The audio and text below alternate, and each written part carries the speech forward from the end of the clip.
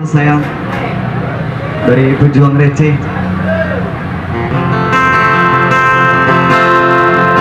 Dan makasih banyak juga buat pengunjung yang mau untuk membantu subscribe dari channel YouTube-nya Pejuang Receh.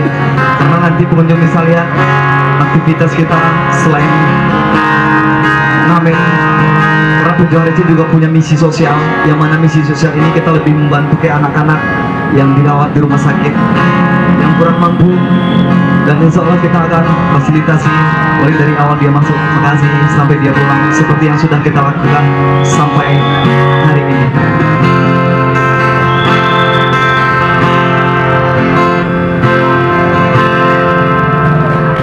Mengenalilah adik saya, ayah mata usaha adik